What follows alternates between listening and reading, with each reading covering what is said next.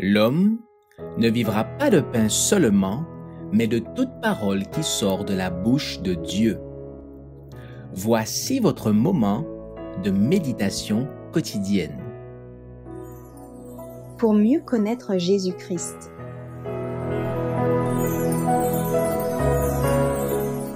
Quand vous grandissez le 4 juin, mais croissez dans la grâce et dans la connaissance de notre Seigneur et Sauveur Jésus-Christ. À lui soit la gloire, maintenant et pour l'éternité. Amen. 2 Pierre chapitre 3, verset 18. C'est le privilège de la jeunesse, quand elle croit en Jésus, de grandir dans la grâce spirituelle et dans la connaissance. Nous pouvons toujours augmenter cette connaissance en étudiant avec intérêt les Écritures et en suivant la voie de la justice et la vérité qui s'y trouvent révélées. Ceux qui croissent en grâce seront fermes dans la foi et progresseront. Il devrait y avoir dans le cœur de tout jeune qui se propose d'être disciple du Christ un désir sincère d'atteindre le plus haut niveau chrétien et d'être ouvrier avec le Christ. S'il a pour but d'être parmi les adorateurs parfaits qui se tiendront devant le trône de Dieu, il se développera continuellement. Le seul moyen de rester ferme est de progresser journellement dans la vie divine. La foi augmentera si, placée devant des obstacles, elle les surmonte. En croissant dans la grâce et la connaissance de Jésus, vous pénétrez plus profondément dans l'intimité de la vie et du caractère du Sauveur. Votre foi en Jésus se développera à mesure que vous le connaîtrez mieux, que vous méditerez sur sa vie immaculée et son amour infini. Croissant dans la grâce, vous aimerez assister aux réunions religieuses et exprimer avec joie votre témoignage devant l'assemblée.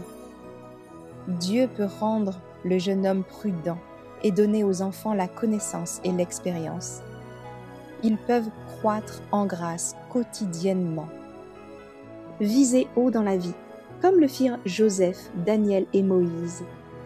Considérez ce que coûte la formation d'un caractère et construisez pour l'éternité. En agissant ainsi, vous exercerez une influence sur beaucoup.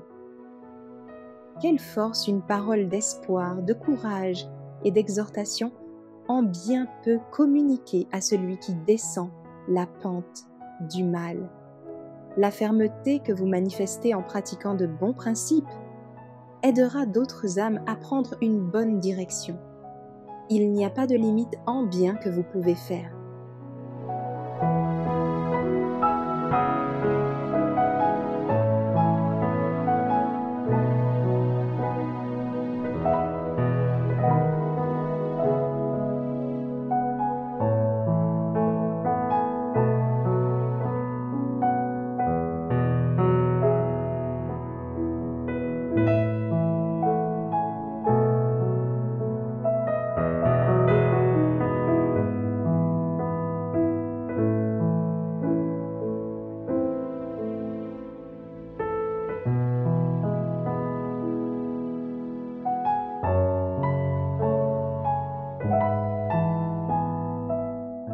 Merci d'avoir écouté cette présentation.